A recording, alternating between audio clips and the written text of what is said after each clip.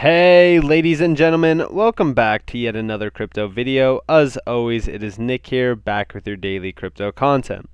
Today, we are going to be talking about Ripple XRP, pretty much going over the case, kind of talking about, what's happening lately.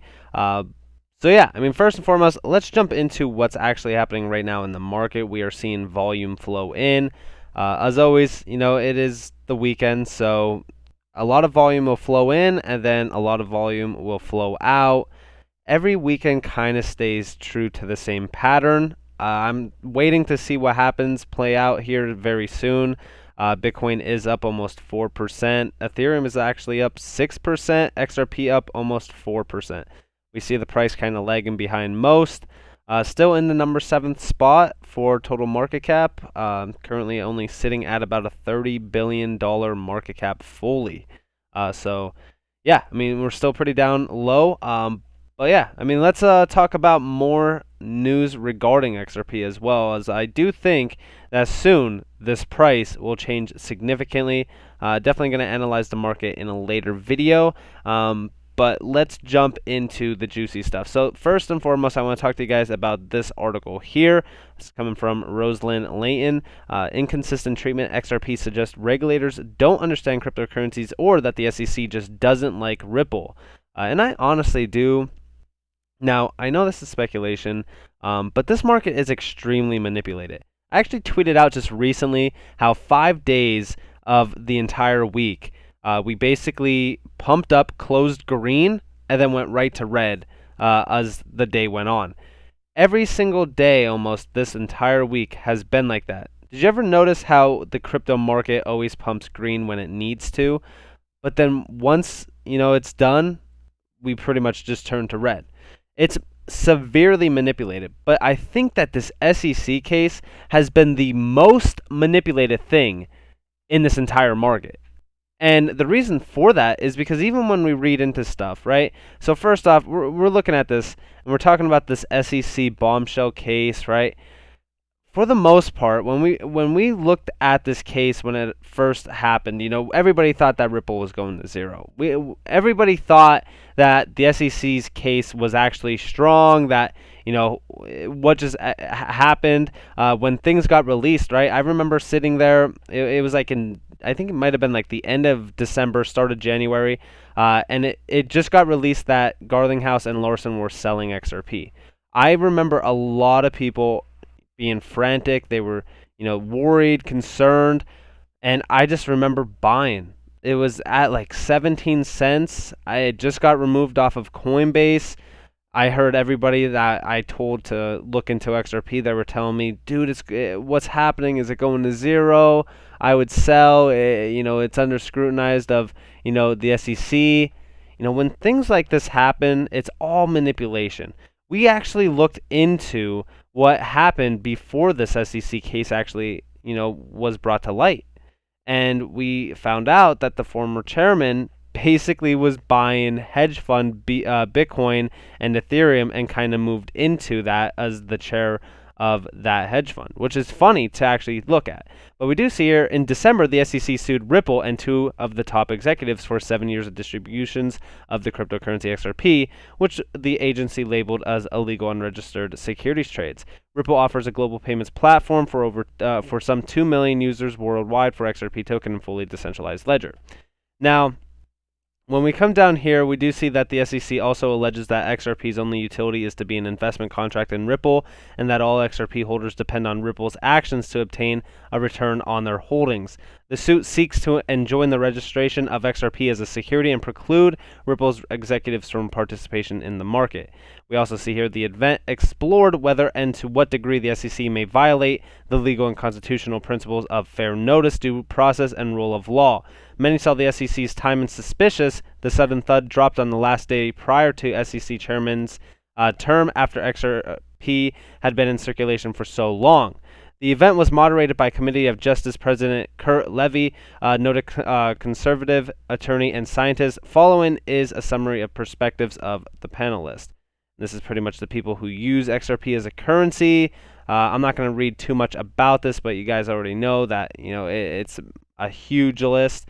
Now, in terms of this entire case, right? I get it. Garlinghouse and Larson were selling XRP, but they were also meeting with the SEC pretty much on a weekly basis.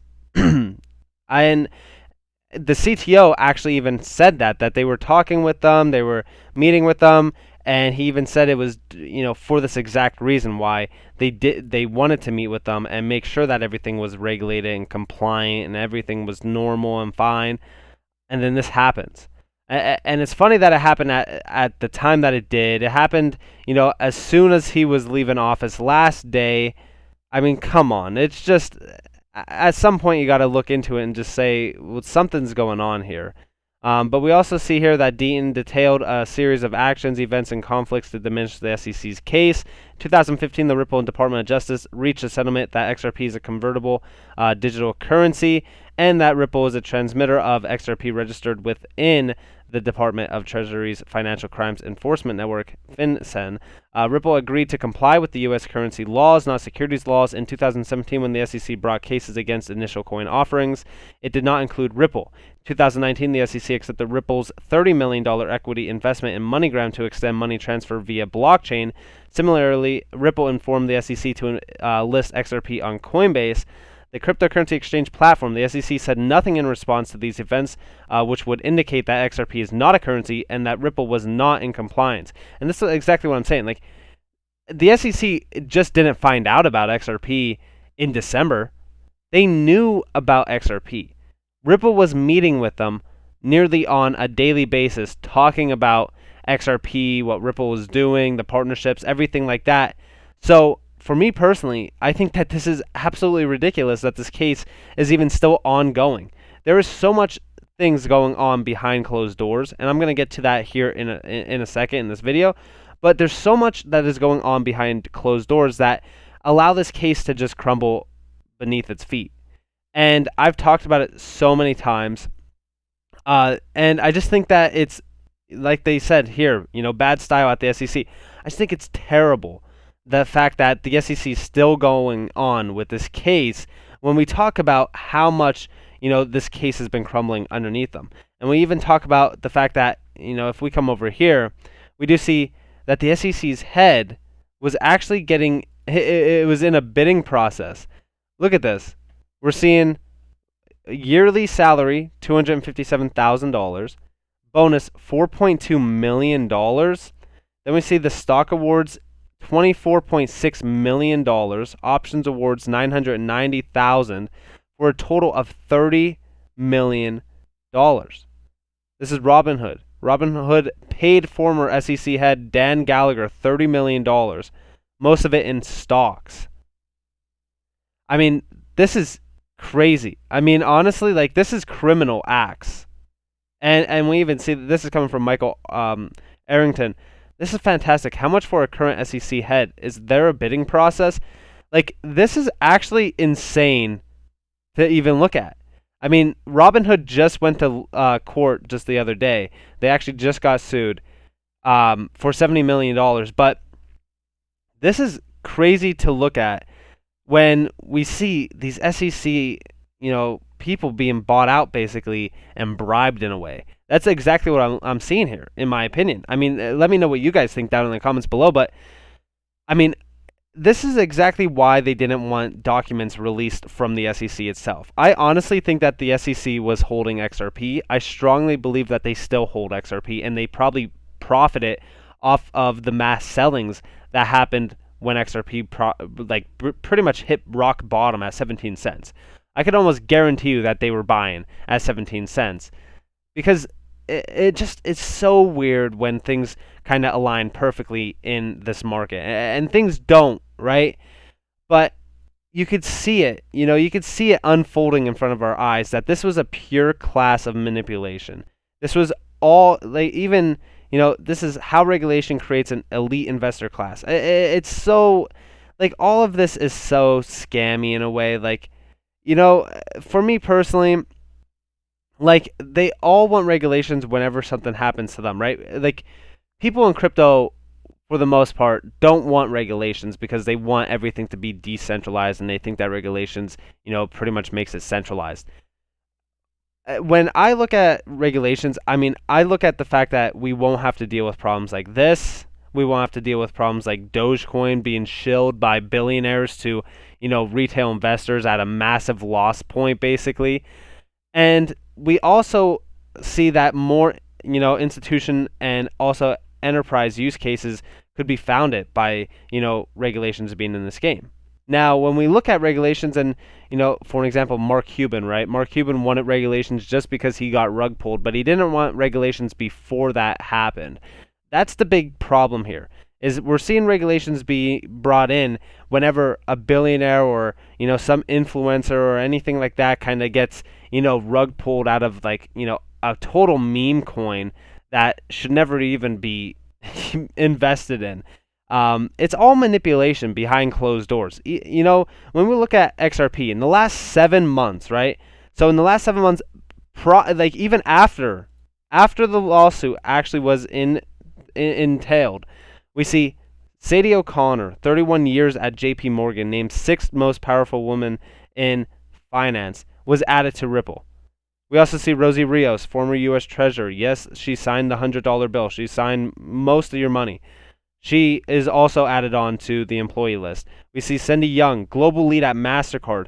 Like, there's so much going on behind closed doors, and this SEC case is kind of shadowing it.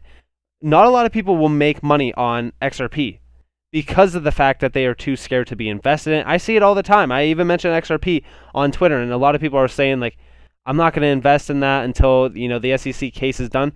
By the time that this SEC case is actually cleared and, XRP basically becomes the first cryptocurrency that is regulated and has clarity, it's already going to be too late because the prices are going to skyrocket. We also, like to imagine the day where, the US government has to buy our XRP off of us at, a price that we tell them because that it's going to be a massive price demand for XRP at that point. Now, of course, it's all kind of speculation, but this is a massive team that Ripple has under its belt. And these are all people that were at it in the last 7 months. For example, Rosie Rios isn't going to be, joining a team that she doesn't believe will win this SEC case, for an example. So let me know what you guys think down in the comments below. I think that this is all, just one big show. I think it's all, a pure manipulation game. I'm still very bullish on XRP and Ripple for what they're going to be doing. But let me know what you guys think down in the comments below. If you guys do enjoy XRP, content, definitely leave a like, subscribe, turn notifications on if you guys are new. But nonetheless, if you guys do want more free content, you guys could always follow me on Twitter at NCashOfficial. You guys could always join the free Discord down in the description below. I hope that you all have a beautiful day or a beautiful night wherever you guys are in this beautiful world. This has been Nick. Peace out.